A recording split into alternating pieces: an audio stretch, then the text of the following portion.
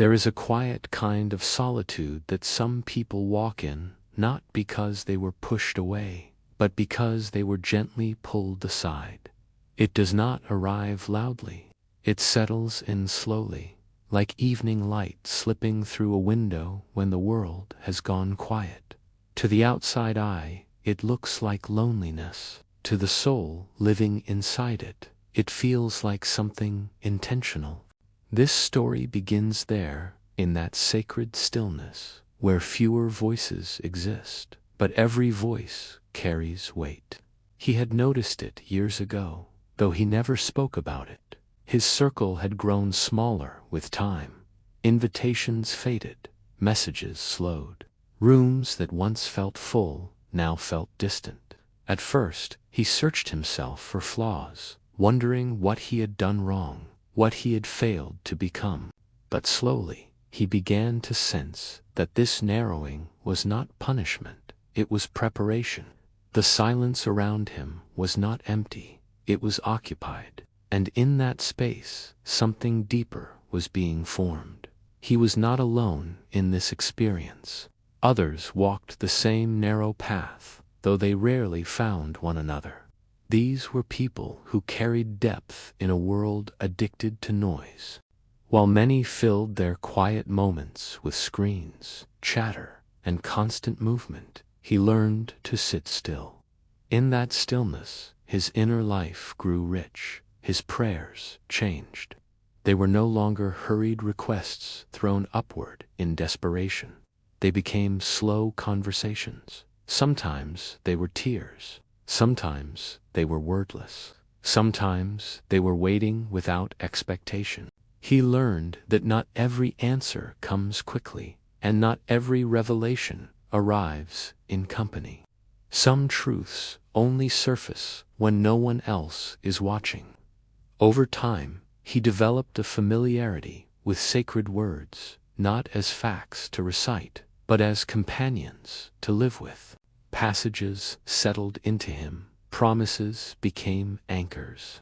In the long hours, when others were distracted, he reflected, revisited, and returned again and again to the same truths. This kind of growth could not be rushed. It required solitude. It required patience. And without realizing it, his inner foundation grew strong enough to withstand storms that would later come. When pressure arrived, he did not collapse, because his strength was not built on approval or applause. It was built on time spent unseen. As his depth increased, another reality emerged. His path was different. Not better, not worse, just different.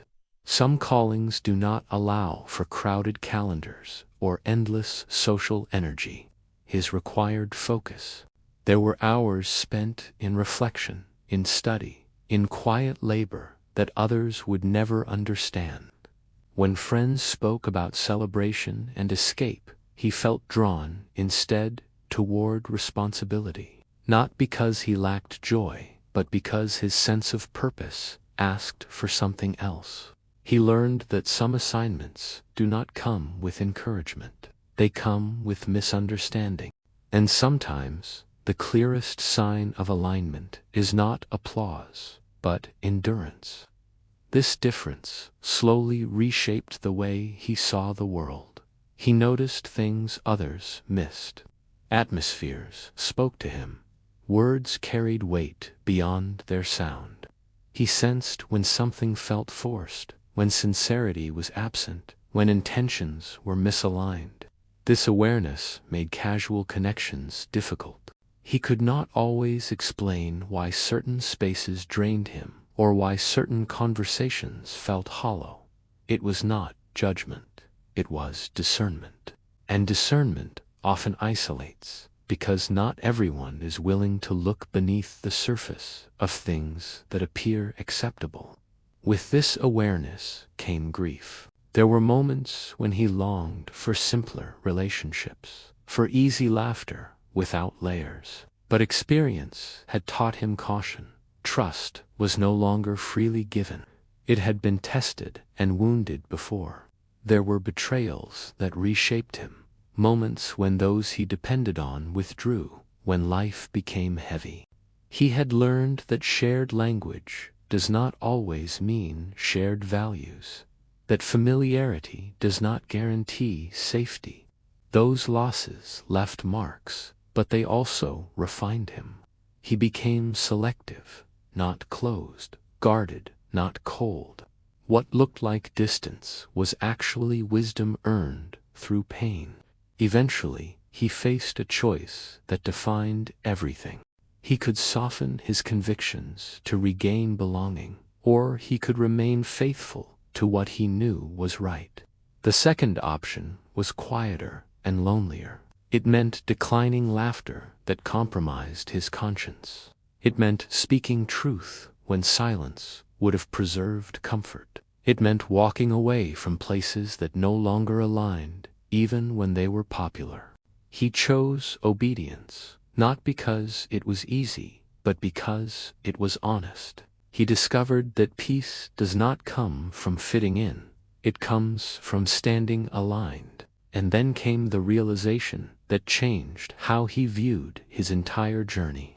His small circle was not evidence of rejection. It was evidence of protection. The narrowing had filtered out distractions, diluted voices, and misplaced loyalties. What remained was clarity, purpose, a relationship with the unseen that never withdrew, never misunderstood, never left. He understood then that solitude had not been his enemy. It had been his shelter, his shaping ground. Here is a quiet practice for moments when the silence feels heavy. Sit still. Place one hand over your chest. Breathe slowly. On the inhale, remind yourself that you are not forgotten. On the exhale, release the need to be understood. Let the quiet remain without trying to fill it. Stay there for a few breaths. Let meaning rise without effort. The truth is simple and steady. Solitude often protects what noise would destroy. Solitude often protects what noise would destroy. If this story touched something within you, like, share, and subscribe for more quiet strength.